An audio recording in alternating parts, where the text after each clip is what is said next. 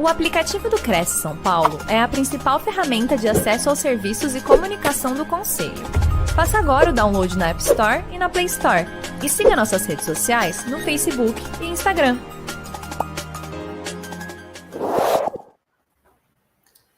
Olá, estamos começando mais uma transmissão ao vivo pela TV Cresce, Facebook, YouTube. Boa noite a todos. Boa noite, Marcos, tudo bem? Tudo ótimo, Simone. Prazer estar aqui com a comunidade do Cresce para compartilhar conhecimento. E hoje é um assunto assim bem interessante que todo mundo passa várias vezes até o dia ou na semana, depende da cidade onde mora, agitação, né? Olha só o tema, por que as pessoas tretam, por que as pessoas brigam? Quem vai explicar para a gente por que tudo isso acontece tantas vezes, como eu disse, né? Ou uma vez ou duas na semana, ou todo mês, e assim vai, ele vai explicar para a gente. E antes de eu explicar para você e contar direitinho quem é o Marcos, gostaria de pedir para vocês que estão nos acompanhando, que já mandem, olha, eu sou de tal cidade, de tal estado, quero fazer uma pergunta sobre as brigas mesmo, pessoal. Ele está aqui para explicar para a gente, nesse universo aí que acontece com todo mundo, ele vai explicar por que a gente briga tanto. Marcos, ele é doutor especialista em gestão comunicacional pela USP. Desde 2001, dirige a empresa de treinamento MacGross Limitada, é autor dos livros Comunique-se ou Morra e Dicas Práticas de Comunicação. Eu gosto dos títulos que você coloca, tanto para a live quanto aqui para o livro, Comunique-se ou Morra. E é verdade, né? Porque sem comunicação você não chega nem até a esquina, gente. De toda forma, você tem que se comunicar. Ele estudou liderança na London School of Business da Grã-Bretanha, ministrou cursos para mais de 50 mil pessoas em todo o Brasil, é professor dos programas de pós-graduação e mestrado do Centro Universitário São Camilo. Ele desenvolve cursos para empresas públicas e privadas. Então, Marcos, antes de você começar, mais uma vez falar para o pessoal, por favor, mande suas perguntas. Eu tenho certeza que todo mundo que está acompanhando a gente fala, ih, meu Deus, é sobre treta, sobre briga? Ixi, meu Deus, é comigo mesmo. E, Marcos, olha só, em nome de todo o Conselho Regional de Corretores de Imóveis do Estado de São Paulo, do nosso presidente José Augusto Viana Neto, quero agradecer de antemão já a sua disponibilidade por estar aqui com a gente, conversando com os corretores e com o nosso público, tá bom? Opa, vai ser um prazer. E em formato de bate-papo, de um jeito leve. Então, é uma honra estar aqui. Eu vou compartilhar, então, conteúdo com os colegas. Isso, bora lá. Agora, o momento que nós vamos compartilhar. Então, já estão vendo aí a tela, não é isso? Já conseguem ver a tela? Todos estão vendo? Então, hoje nós vamos falar de 4 assuntos importantes relacionados à treta, que eu dividi a treta em 6 aspectos, como se fossem 6 categorias. Porque quando a gente fala em conflito, vem um monte de ideia na cabeça que a gente passa, principalmente quem é corretor, as tensões que lidam muitas vezes com os clientes, seja vendendo, comprando. E aí eu categorizei os conflitos em 6 categorias, que vocês vão acompanhar aqui na palestra. A primeira categoria é detonação. Detonação é o que ocasiona os conflitos, o que dá a partida para os conflitos entre as pessoas. Vamos falar do cruzar a linha, que quando eu invado o território do outro, ou a pessoa invade o meu território, a gente precisa demarcar essas linhas. A forma como eu me comunico, o jeito que eu me posiciono, o meu comportamento, vamos falar sobre isso. O choque 9,6 significa um conflito de ideias que as pessoas têm, que as pessoas radicalizam muitas vezes, não enxergam um ponto de vista do outro. Vamos falar da treta interna, às vezes a pessoa está com um problema interno e isso reverbera no relacionamento com o outro. E vamos falar também do propósito. Então, se eu tivesse que demarcar 6 temas de conflitos, aqui estaria o primeiro aspecto. Eu não estou vendo aqui, o pessoal está falando da onde? Aqui no chat está aparecendo, nos comentários. Não consigo enxergar aqui, não está aparecendo. Se alguém quiser falar de onde é que está vindo, de onde é que está assistindo a nossa live. Então vamos lá, pessoal, começando com detonação. Detonação é o fator que faz explodir o conflito. Repare que eu estou mostrando aí um urso e um tigre se degladiando. Então é um instinto animal, é um instinto impulsivo, esse momento que dá o atrito, o conflito entre as pessoas, não tem nada de racional. Por isso que eu coloquei para representar dois elementos em atrito, que são dois animais selvagens, agressivos, territorialistas. Com certeza isso tem a ver com o nosso tema. E aí, começando já com o primeiro enunciado, que para haver uma treta, alguém precisa se sentir afetado. Espera aí, o que você me falou, o teu comportamento me incomodou, doeu. Então, para ter uma treta, precisa machucar. Alguém precisa dizer algo para mim ou fazer algo que aquilo me deixou desconfortável. Nós estamos vivendo hoje uma época que tem que tomar muito cuidado com o que as pessoas falam, porque as pessoas hoje estão muito sensíveis. Então, treta tem a ver com a nossa sensibilidade. Então, sempre tem um evento detonador, alguma coisa que foi dito, um comportamento, algo que vem à tona, que me irrita, que me enerva, que me deixa hipersensível e que detona o conflito. Então, atenção, corretores, estejam atentos a isso no dia a dia, o que se fala, como se comporta, observando se isso não pode ser um evento detonador em potencial, que pode gerar o conflito com o teu colega, com o teu cliente, enfim. Então, alguém disse algo que afetou alguém. Essa é a primeira coisa, tem a ver com comunicação. Você disse algo que me irritou. É no campo do dizer, é no campo da linguagem. Alguém disse algo que incomodou, que me incomodou ali. Deixa eu ver se o pessoal está falando, até agora não. Só para fazer uma sondagem aqui no chat. Ainda não. Só para eu saber aqui, pessoal. Alguém fez algo que afetou alguém, então é no campo do comportamento. Você assinou um documento sem minha autorização, você enviou tal coisa sem ter falado comigo, você me levou um imóvel que eu não havia solicitado. Então eu te expliquei mais ou menos as minhas demandas, o que eu esperava de um imóvel, e você me levou num lugar que não tinha nada a ver com isso. Então toma cuidado de não fazer algo que afete alguém.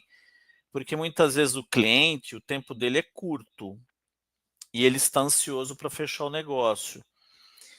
Então, se porventura você levá-lo para um imóvel que não está de acordo com essas demandas, essa necessidade, o desejo dele, ele pode ficar incomodado com você.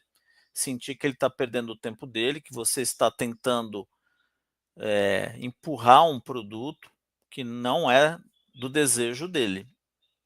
E aí nós temos uma combinação de algo que foi feito e algo que foi dito. Então, da combinação desses dois é o que gera os grandes atritos. A pessoa fez algo e a pessoa disse algo, não isoladamente. Então, essa mistura é explosiva. Então, todos nós temos esse ponto sensível. Então, repare aí que tem uma imagem de um rapaz calvo. Então, vocês estão reparando que eu também sou calvo, mas para mim isso não me incomoda. Se alguém fizer algum comentário, me chamar de careca, brincar, contar uma piada sobre calvície, eu não me importo. Eu, Marcos, que estou aqui ministrando a palestra para vocês em qualquer situação da minha vida. Mas existem pessoas que, se você fizer algum comentário com relação à calvície dela, alguma característica física, pode ser um efeito detonador. E já tive algumas experiências que eu me referi a algumas pessoas brincando, também calvas, como eu, e não gostaram da brincadeira. E por que, Marcos? Por que que alguns encaram numa boa e outros não? Porque às vezes o indivíduo ele não se dá bem com essa característica. Ele pode ter passado por um assédio, um bullying por essas características. Ele pode. Eu já teve um caso de um conhecido que sofreu câncer, passou por um tratamento difícil e perdeu os cabelos. Isso traumatizou. Então ele não gosta de ser associado a uma pessoa calva, careca, porque isso remete ao sofrimento que ele passou na época do câncer.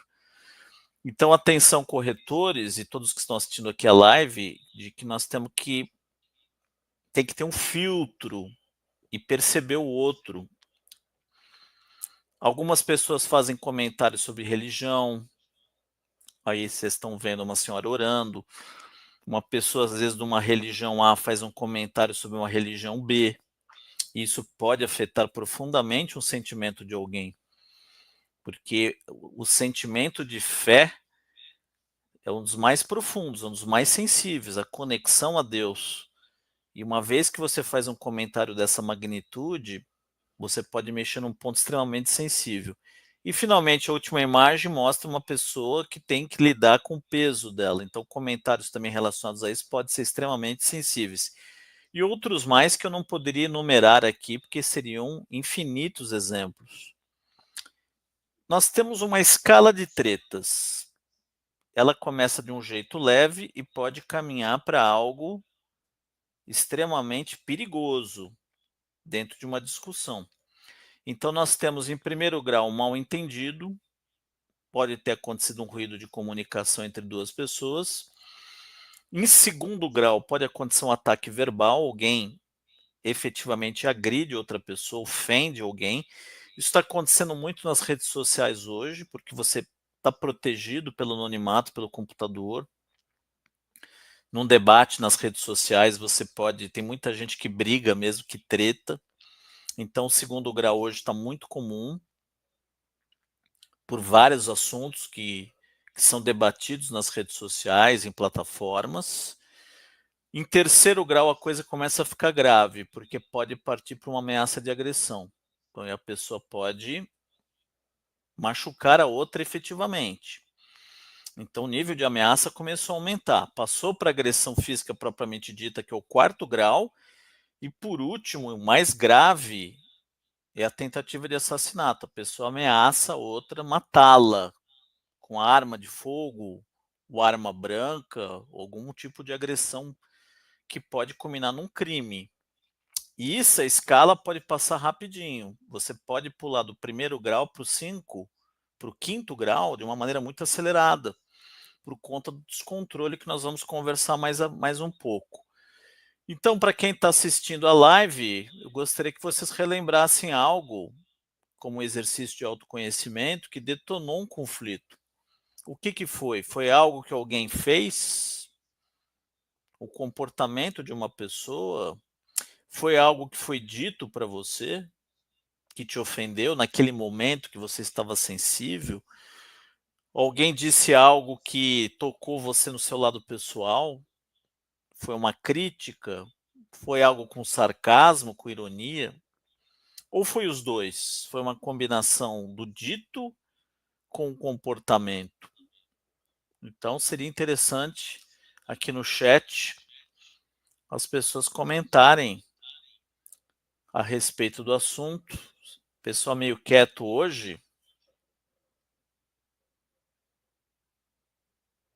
Não estão discutindo muito aqui no chat.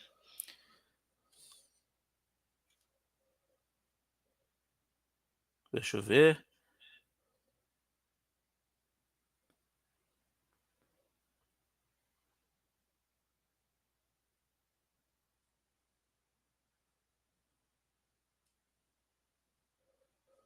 Muito bem, então vamos continuar. Uma situação tensa que nós temos no dia a dia é o trânsito. O trânsito, para mim, é uma metáfora. O que acontece no trânsito representa o que acontece nos atritos no nosso cotidiano, no relacionamento com as pessoas. Por quê, Marcos? O carro, o automóvel, representa um casulo que é o nosso espaço vital. E esse espaço vital interage com outros automóveis. Então, rodovias, ruas, avenidas, o nosso comportamento no trânsito é uma metáfora, um símbolo de como nós agimos no nosso cotidiano. Então, nós observamos o quê? Nas estradas, carros fechando uns aos outros, pessoas invadindo faixas de outros, pessoas que não respeitam os pedestres, pessoas que dirigem com agressividade, pessoas que em certas vias que deveriam ir com mais cautela, vão em alta velocidade e colocam os outros em risco. Então, uma fechada pode provocar nas pessoas um atrito, porque eu sinto que o outro está invadindo o meu território, ele está me ameaçando, ele atravessou a linha.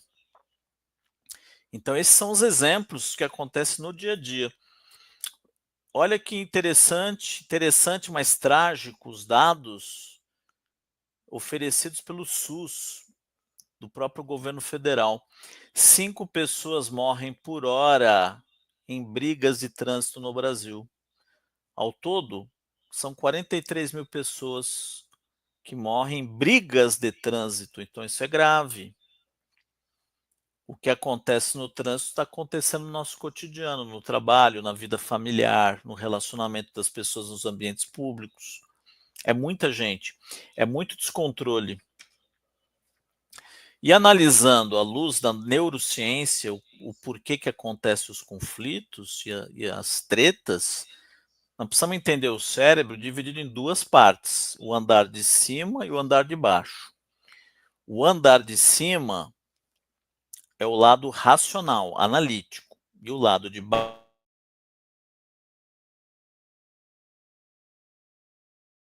desenvolvendo ao longo dos milhões de anos, a primeira parte que se desenvolveu foi a região subcortical.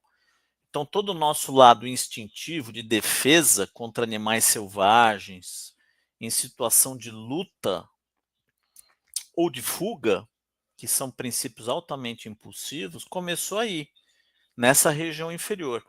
Com o tempo, de acordo com a teoria da evolução, a parte superior, que é o pré-frontal, que é o neocórtex, começou a se desenvolver, a parte racional começou a se manifestar. Acontece que, apesar do lado racional ter se desenvolvido, o nosso lado instintivo ainda é muito forte. Então, quando eu me sinto ameaçado, quando alguém fala alguma coisa, ou se comporta de um jeito que está em desacordo com o que eu espero, eu posso ter uma reação altamente violenta e impulsiva. E isso pode desencadear treta. Então, repare, não é só uma questão cultural, é uma questão também biológica. Não dá tempo para o cérebro racional, da parte do neocórtex, do pré-frontal, analisar a situação. Ele simplesmente se sente ameaçado e já parte para agressão. Então, nós já estamos maduros agora para passar para o segundo capítulo do estudo das tretas, que é o cruzamento de uma linha, quando as pessoas cruzam linhas. O que é cruzar uma linha? É invadir um território de uma outra pessoa, ou ser invadido por ela. Então, todos nós temos um limite nas relações. Para que haja respeito, para que haja civilidade, existe uma linha demarcatória entre duas pessoas, e esse limite tem que ser respeitado. Esse limite foi estabelecido ao longo da história da humanidade. Antigamente, as pessoas eram mais, talvez, abusivas nos ambientes públicos ou na vida privada, se abusava mais dos outros. Hoje, essa linha ficou um pouco mais distante entre as pessoas. Entretanto, tem muita gente que ainda não percebe e atravessa o limite. Ao atravessar o limite, existe uma grande possibilidade de ter um atrito, de ter um conflito. Então, o que delimita essas distâncias são as regras sociais, as leis, os códigos de conduta. Mas tem algo muito sutil que chama acordo tácito. A palavra tácito em latim significa silencioso. Então, em todas as relações existem acordos tácitos, sejam de casais, colegas, relação corretor-cliente. O acordo tácito é assim, até onde vai o respeito, até onde eu posso chegar, até aonde eu vou usar um tom de voz específico, até onde que eu vou me demarcar no meu território e demarcar e respeitar o território alheio. Esse é o grande problema. O tácito é implícito, é sutil, ele não é explícito. Então, muitas pessoas não percebem que o outro está enviando um sinal para mim, para eu não invadir, mas mesmo assim tem pessoas abusivas que invadem. Então, o que, que os acordos tácitos estão dizendo? O que, que nesse momento que eu estou agora interagindo com esse cliente, o que está implícito aí nessa relação? Tem pessoas que não gostam de ser tocadas. Tem pessoas que não gostam de falar muito. Por outro lado, existem clientes extremamente conversadores, extrovertidos. O acordo tácito é identificar quais os espaços, até onde vai o limite e o respeito do outro, que ele permita que você entre ali. E isso vai se dar por sinais extremamente sutis. Por isso que é tácito. Então, repare que no dia a dia, nas nossas relações, isso aparece. A todo momento, nós precisamos treinar nossa percepção para reparar quando tem realmente uma relação tácita.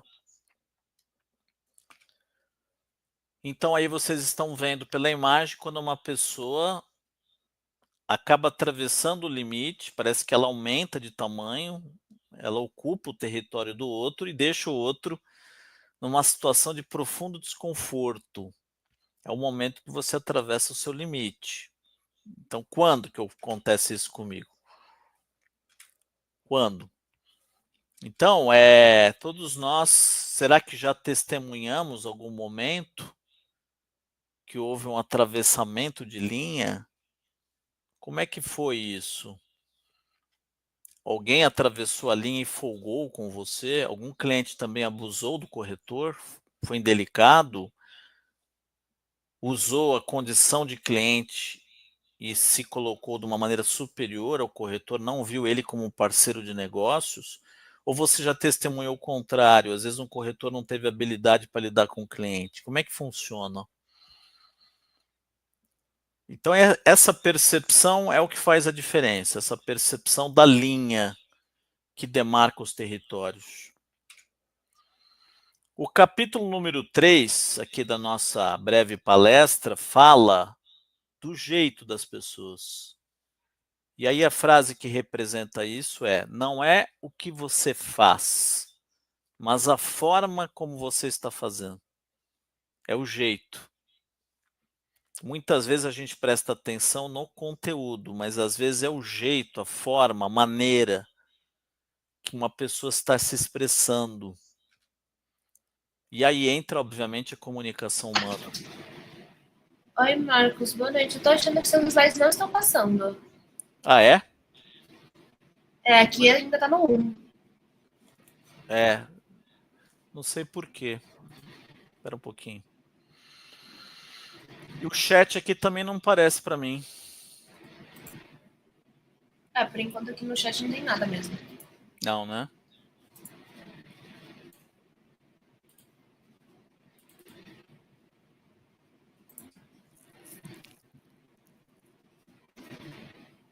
Só um minutinho.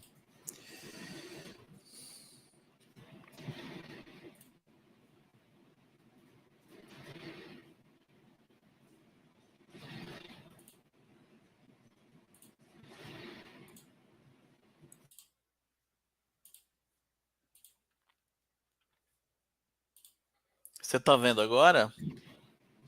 Peraí. Agora sim. Agora foi. Certo.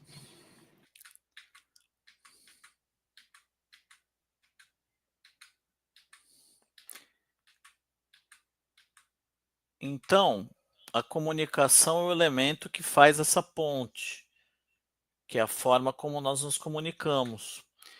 Então, como é que eu me comunico geralmente? Eu me comunico pelas palavras,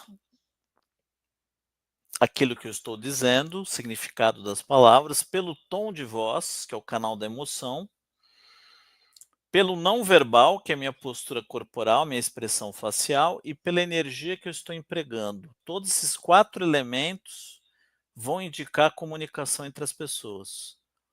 Muitas vezes eu só estou prestando atenção nas palavras, mas eu também tenho que ficar atento ao tom de voz e os gestos.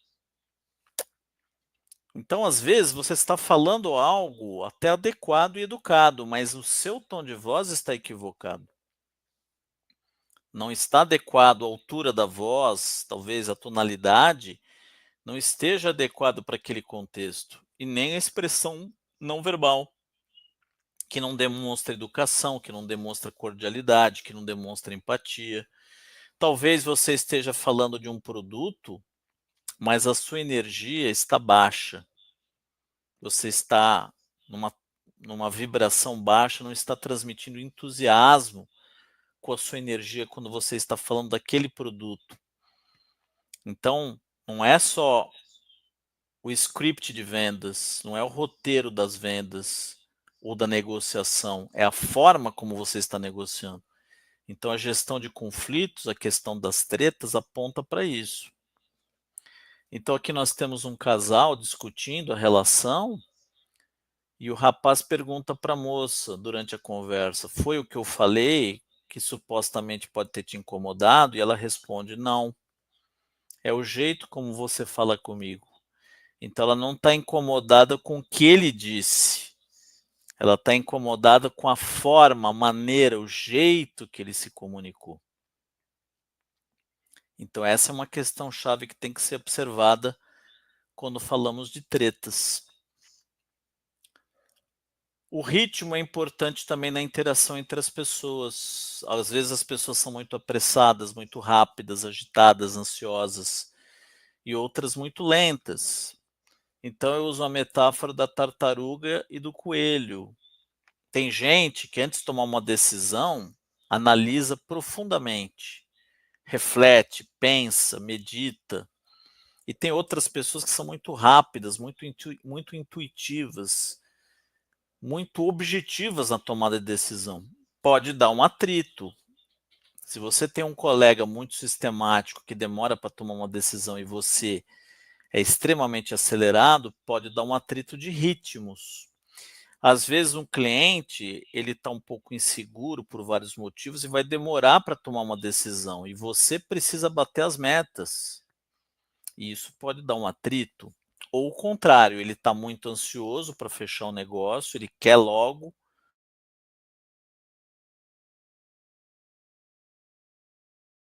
Conflito de ritmos. Podemos ter conflitos de sistemas de trabalho também internamente, com organograma, a estrutura de uma empresa, a estrutura de um escritório, de imóveis.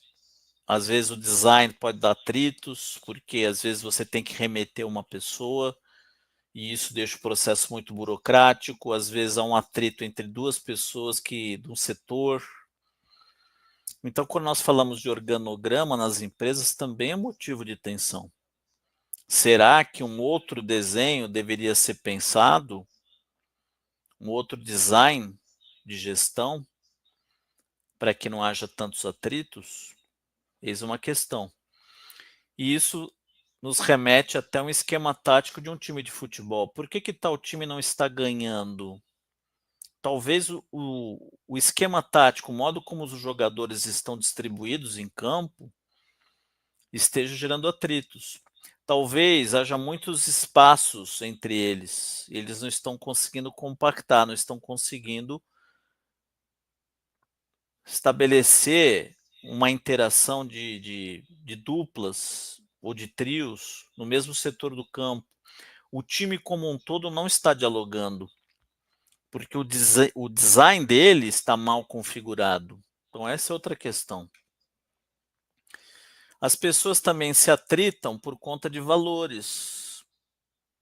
Valor é uma coisa que varia de pessoa para pessoa. O que ela considera mais importante? Para quem trabalha com venda sabe disso. Existem valores como conforto, localização de um bairro, família, ter a família por perto. Pessoas que gostam de ter um imóvel num lugar com mais atrações culturais, outros preferem um lugar mais sossegado. A questão dos valores é importante, ele é um fator decisivo. Todos nós temos uma hierarquia de valores na qual nós colocamos qual é o mais importante, qual eu posso desconsiderar e posso relevar. Então, se relacionar com alguém é identificar também esse padrão de valores. Como é que funciona isso na mente das pessoas. E como todo ser biológico, conforme eu havia dito, quando eu expliquei a divisão do cérebro, nós também temos alterações hormonais, tanto homens quanto mulheres. Isso afeta o nosso juízo, a nossa capacidade de decidir? Sim. Podemos estar num dia na qual nós não estamos confortáveis e sentimos um certo mal-estar, e isso pode impactar no relacionamento com as pessoas? Sim. O fator alteração hormonal, ele tem que ser levado em consideração. Hoje eu não estou muito bem, eu estou com dor de cabeça, estou com enxaqueca.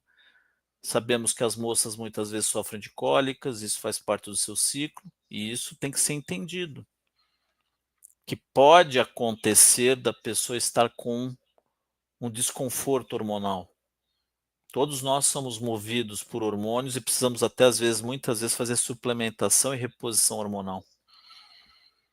Então o fator biológico também conta, não só o fator cultural. As pessoas também têm bagagens diferentes culturais, têm uma história diferente, acumularam conhecimentos diferentes, vêm de origens diferentes, e isso pode fazer com que elas tenham perspectivas diferentes da realidade.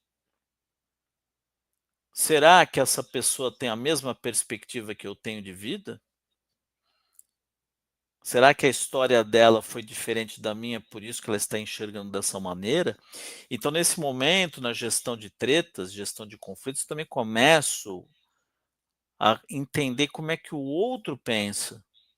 Eu saio da minha bolha, da minha percepção interna, da forma como eu enxergo, seleciono e recorto o mundo, e também começo a entrar no mundo do outro.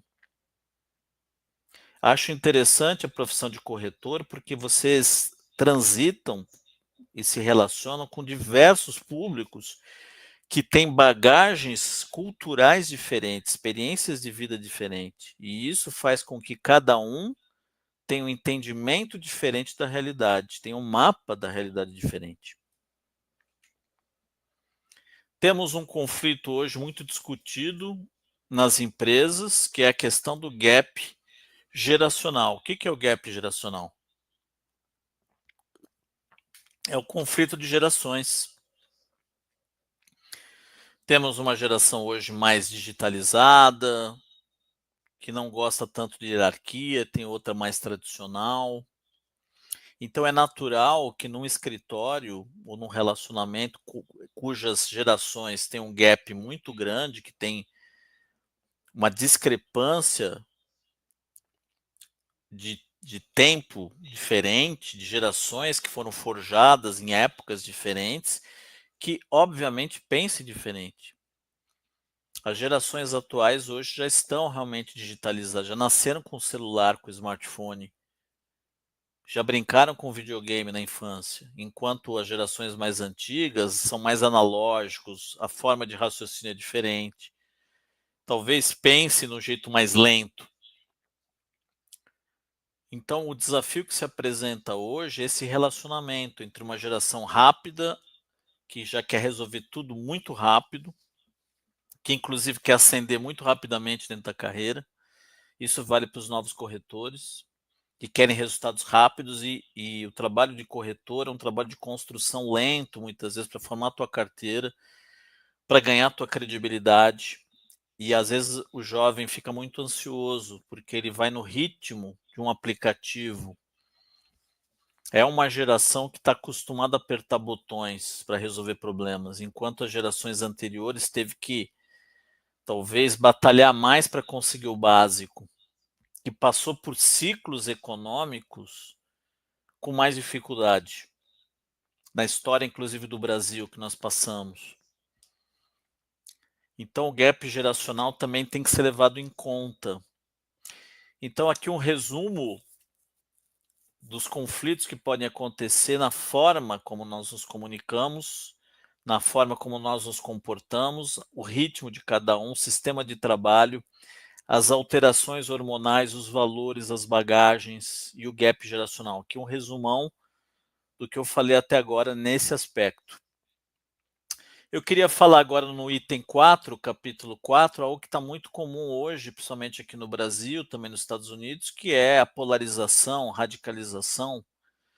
Essa imagem ilustrativa, quem está com a razão? O cidadão que está à direita, que diz que está vendo 9, ou o cidadão à esquerda que está vendo 6? Depende do ponto de vista, da perspectiva. E como é que se formam essas perspectivas? Se forma a partir da bagagem cultural, da história de cada um, dos valores, do entendimento que cada um tem da realidade. Então, repare, eu não estou dizendo que o 6 é obrigado a aceitar o ponto de vista do 9, nem o 9 também acatar do seu interlocutor. Estou dizendo que é importante entender que, embora eu entenda que haja um 6 aí, existe uma outra pessoa que pode ter um entendimento diferente da realidade, que não pensa como eu. Hoje as pessoas estão intolerantes. Elas acreditam que as coisas são assim, ponto final. Talvez na perspectiva do meu colega, as coisas sejam diferentes. Mas por quê? Porque as experiências que ele passou mostraram uma outra coisa. Repare, eu não abro mão do meu ponto de vista, mas eu já começo a me movimentar em direção ao outro e entender que ele pode pensar diferente, sim. A minha perspectiva não é a única da realidade. Então, fatos geram interpretações que podem levar a reações que resultam em tretas. Então, as interpretações que as pessoas fazem dos fatos é que começa a gerar a treta, porque fato por si só não explica nada, tudo depende da interpretação. Como os rapazes do 6 e do 9, eles estão interpretando de acordo com o ângulo deles, da visão deles. E eu queria usar uma alegoria agora dos elefantes, que ilustra muito bem isso, uma alegoria indiana. Então, se reparem, o elefante também é considerado um animal sagrado na Índia, assim como a vaca, presente em escritos indianos sagrados. E aqui nós temos um grupo de sábios que estão tateando um elefante, e para cada um deles, se você perguntar o que é um elefante, um vai dizer que é a tromba, outro vai dizer que é o rabo do elefante, outro vai dizer que é a pata do elefante. Por quê? Porque eles estão presos apenas a uma perspectiva do animal. Como é que eles podem ter uma visão global do elefante? No momento que eles, além de observarem a pata ou o rabo, observarem também outros ângulos, conversarem com os outros sábios, porque na cegueira deles eles acham que aquilo é verdade. Elefante é isso. Não, o elefante talvez seja algo mais amplo, seja algo mais global. Avançando então nas tretas, vamos falar um pouco da treta interior, um conflito clássico que existe no campo da psicologia, da humanidade, desde as primeiras pesquisas do Sigmund Freud, das investigações dele, das escolas psicológicas norte-americanas, do campo cognitivo. Nós sempre temos um conflito clássico, que é aquilo que nós temos que fazer e aquilo que nós queremos fazer, como se fosse um cabo de guerra. O ser humano vive nesse conflito. Então, se as pessoas pudessem, seria sempre sexta-feira, sempre seria o final de semana, porque é a oportunidade de nós fazermos aquilo que nós queremos fazer, aquilo que nos leva ao prazer. Mas a vida é cheia do tem que. A vida é cheia de responsabilidades, de obrigações, e isso gera conflitos, conflitos internos. Eu estou com vontade de comer tal alimento, mas não convém para mim. para minha dieta, para minha saúde. Mas o desejo te impulsiona, mas vem uma censura interna e diz: não, isso não convém você fazer. Então, esse atrito é um atrito interno nosso, daquilo que a gente sonha em fazer, que a gente adoraria fazer, mas não pode. Coisas que eu gostaria de falar para uma pessoa, mas eu sei que isso vai dar tretas, então eu seguro. E muitas vezes, ao segurar, eu também me incomodo, me reprimo. Aquele desejo de expressar aquilo que eu tinha vontade ficou guardado, retido. E isso é a dimensão do conflito interno do ser humano, que marca o campo comportamental e da psicologia. E para encerrar a nossa discussão sobre tretas, eu gostaria de falar sobre a última delas, que é o conflito de propósitos. Porque o que move a vida é o objetivo, é o propósito de viver. É para onde nós estamos indo, o que eu quero fazer da minha vida. Isso vale individualmente e como empresa, corporação, instituição. Quais são os nossos propósitos? Por que muitas relações terminam, até de amizade, relacionamento conjugal, antigas parcerias? Porque os propósitos mudaram. As pessoas estavam indo em direção ao norte e uma delas resolveu mudar o rumo. Então houve um choque de propósitos, de objetivos. O psiquiatra austríaco Viktor Frankl, ele sobreviveu a 4 campos de concentração. É autor da logoterapia e ele fala muito que nós somos movidos pelos propósitos. A força motriz do ser humano é o propósito. Quando uma pessoa perde o propósito, ela perde a vida, ela perde o entusiasmo, o ânimo. Então, nos relacionamentos interpessoais, nós temos que estar no mesmo propósito, seja como casal, na parceria corretor-cliente, num grupo de amigos, numa família. É a força que nos impulsiona para a vida.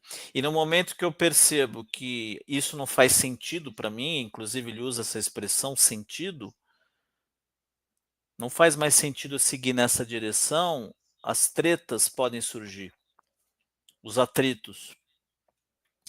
Então eu elaborei aqui para a palestra um breve fluxograma que explica as teorias de uma maneira resumida de Viktor Frankl. Tudo começa com o propósito, a nossa vontade, o que nós queremos fazer. E que bom que outras pessoas estão conosco nisso. Do propósito nasce a visão, o próprio termo, né, o visionário, a pessoa que vislumbra no horizonte algo que ela está buscando. Da visão nasce o objetivo, porque ela começa a se materializar na minha mente, ou na mente de uma coletividade, que leva às metas, que são objetivos quantitativos, específicos, metas de tempo, metas financeiras, metas de estratégias, e que finalmente nos leva à realização. Então, estar junto, estar integrado em comunhão, gerindo os conflitos, é caminhar no mesmo propósito. E eu encerro a palestra com a seguinte pergunta: em qualquer empreendimento da nossa vida, seja no campo familiar, amoroso, no campo profissional, na parceria com os nossos clientes, estamos no mesmo propósito? Estamos juntos nessa caminhada? Essa é a grande pergunta que nós temos que fazer em nossa existência. Então, agradeço o Cresce pela oportunidade de estarmos aqui fazendo essa palestra, esse debate, encerrando a frase do Albert Einstein: loucura é querer resultados diferentes fazendo tudo exatamente igual. Fica esse convite à reflexão dos nossos internautas aqui que estão acompanhando o debate no Cresce. Agradeço o convite. E aqui os meus dados, né, meu contato.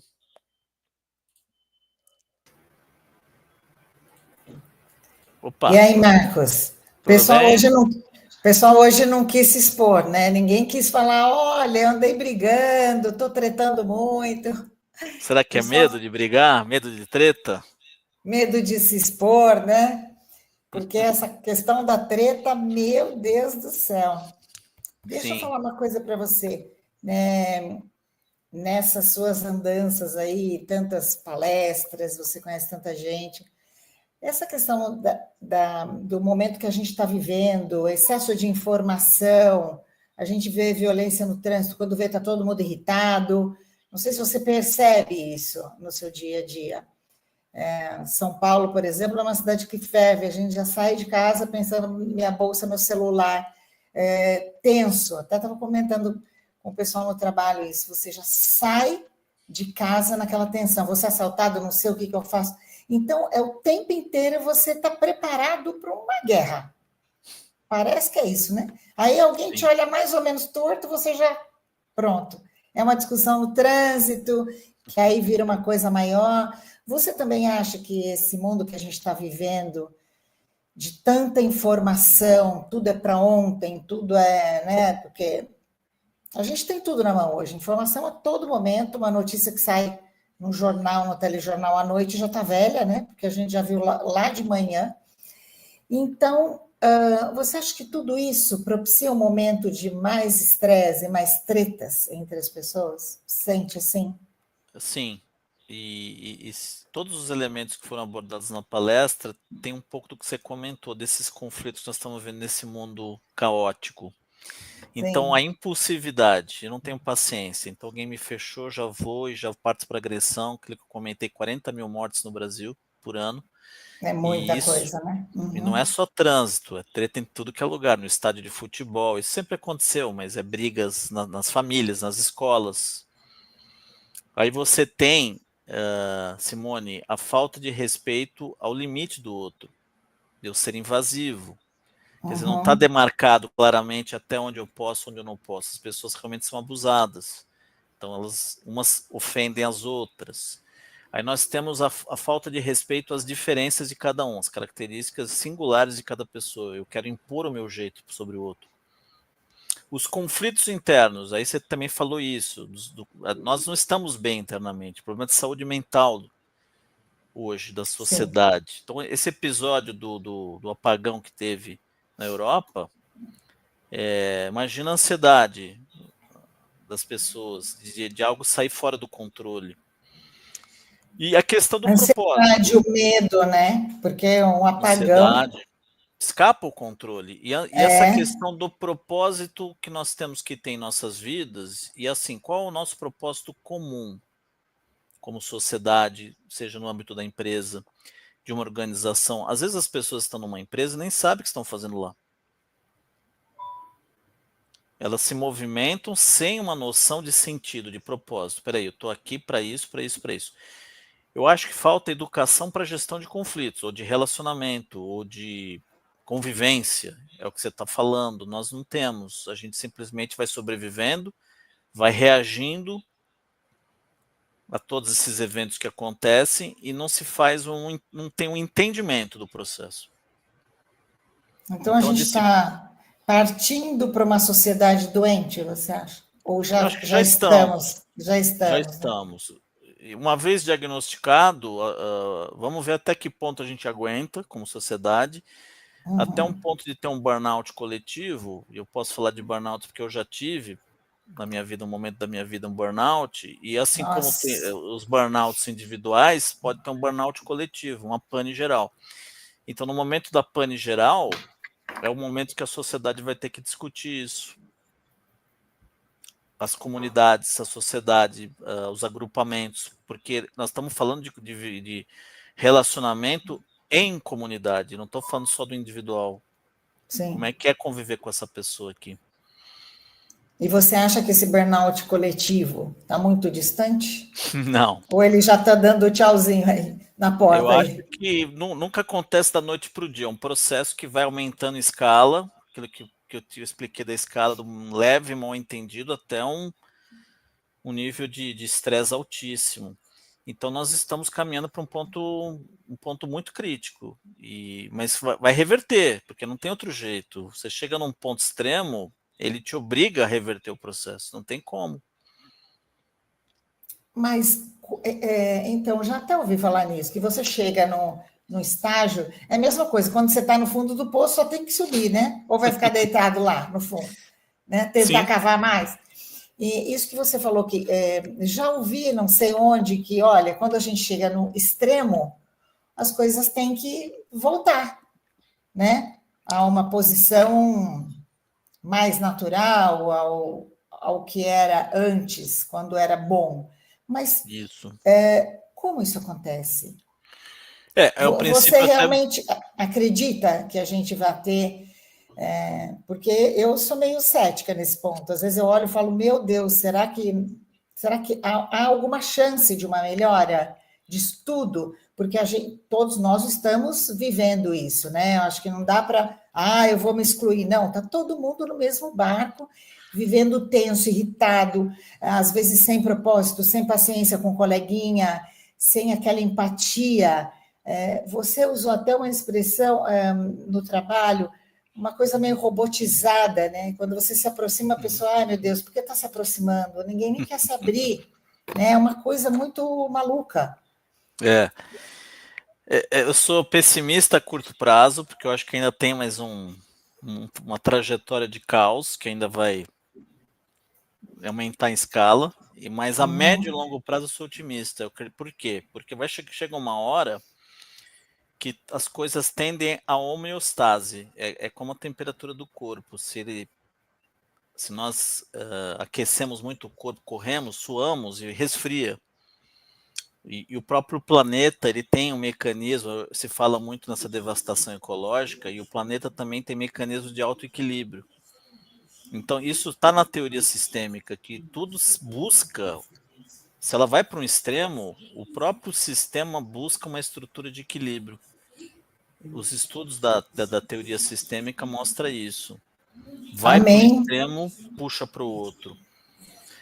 Então, quando você tem, Simone, uma sociedade muito... A história mostra também, quando a sociedade fica muito permissiva, a história mostra que logo em seguida vem um outro processo mais conservador, que dá o equilíbrio. E quando o conservadorismo ele também fica muito rígido, a ponto de deixar as pessoas sufocadas, surge um desejo da libertação de algo mais arejado. Então, isso tudo é um movimento do equilíbrio do processo. Eu acredito nisso, que acontece individualmente e coletivamente. Então, que esse equilíbrio chegue rápido, porque, olha, tá... E é engraçado isso, porque as pessoas falam sobre isso, né? Nossa, tá esquisito, tá diferente, tá tudo... Então, parece que tá todo mundo no limite e enxergando, né, que os outros também estão no limite, assim. Chegamos, não sei como a gente chegou nisso, mas a gente chegou. E realmente está na hora da gente voltar ao que era o passado. Repare o Viktor Frankl, citado, que você viu, o austríaco. Ele passou por 4 campos de concentração. Ele era um médico austríaco que acabou sendo conduzido ao campo. E ele é um exemplo. Ele, para minha opinião, foi o primeiro cara, o primeiro pensador, pesquisador e também que vivenciou essa experiência da resiliência.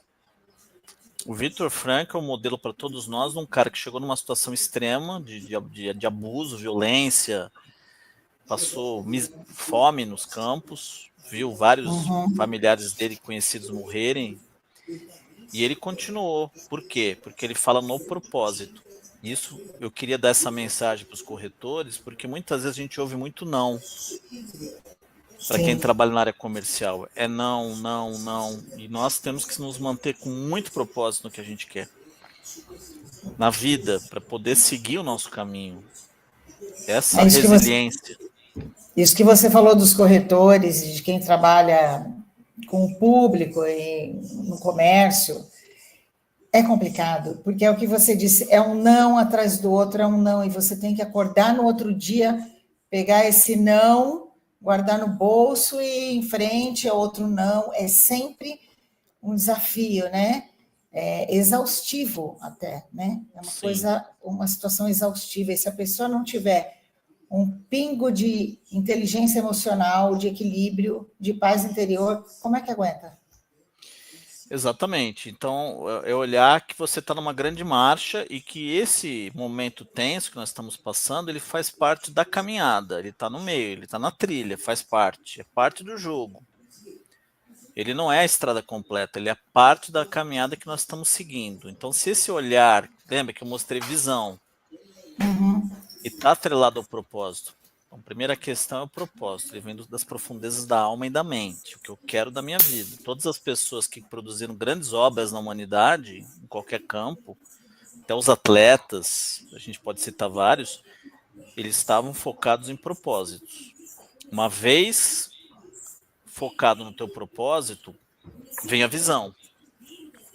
E aí, um evento isolado no caminho não vai te abalar. É o que aconteceu com o Frankl, porque ele queria escrever um livro, ele queria pesquisar sobre o ser humano, ele queria reencontrar a esposa.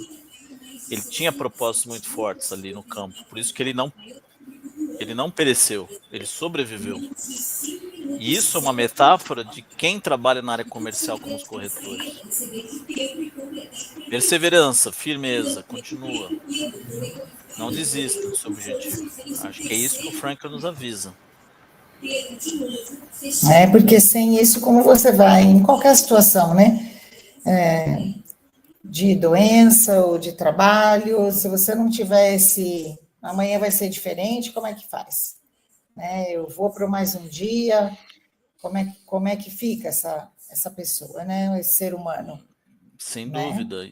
Então nós temos que ter essa crença de que nós vamos conseguir chegar lá, eu digo agora como sociedade, daquilo que você falou das suas dúvidas e preocupações. Onde a gente vai parar? Vamos encontrar o ponto de equilíbrio lá na frente. E aí entra o aspecto da fé, da crença, num princípio de ordem do universo, e vai nos conduzir para isso. Que bom ouvir isso. Marcos, antes de encerrar, só quero falar para o pessoal que está acompanhando a gente e as pessoas que depois vão assistir essa live que vai estar disponibilizada nos nossos canais, que amanhã, terça, ponto de partida, teremos neuropersuasão, como influenciar o subconsciente, e 8 horas da noite, a terça ponto de partida é às 10 da manhã, e às 8 da noite, segurança na transação. E antes de encerrar, Marcos, queria que você fizesse suas considerações finais. Você falou do corretor, que bacana. Manda uma mensagem para os nossos corretores, por favor. Eu acho que, confirmando tudo que nós falamos, Simone, a palavra forte é o propósito. Do amanhecer ao anoitecer, você tem sua família, você tem seus objetivos, você quer suas conquistas materiais, espirituais, emocionais. Foque no propósito. O que vai acontecer no meio do caminho não vai ser uma experiência que vai reforçar o teu caminho em busca desse propósito. Então lembra do Frankl. Propósito leva a visão. Visão leva ao objetivo, que leva a metas e que leva à realização. É um caminho mental. Sem o propósito não dá. Não adianta ir direto para a meta, Simone. Tudo começa no propósito. No propósito. E é o que te move, né? O propósito. É isso?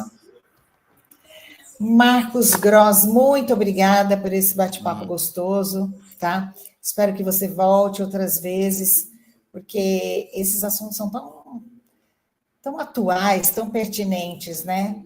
E a gente viu aí porque as pessoas tretam, tá todo mundo enlouquecido, mas o Marcos acredita, sim, que a um médio prazo aí a gente vai conseguir ter dias melhores, tá bom, Marcos? Mais uma vez, em nome de todo o Conselho Regional de Corretores de Imóveis do Estado de São Paulo, do nosso presidente José Augusto Viana Neto, quero agradecer a sua participação, pedir que você volte mesmo outras vezes com essas aulas, verdadeiras aulas que você está dando para a gente. Tenho certeza que quem está vendo, e mesmo que não falou, olha, eu brigo bastante com meu coleguinha que ficou quietinho, ou as pessoas que depois, mais tarde, vão assistir a essa live, eu tenho certeza que essas pessoas todas vão ficar com aquela, sabe, quando você ouve um monte de coisa bacana e a cada dia você vai lembrando de uma frase, é isso que você deixou aqui para a gente hoje.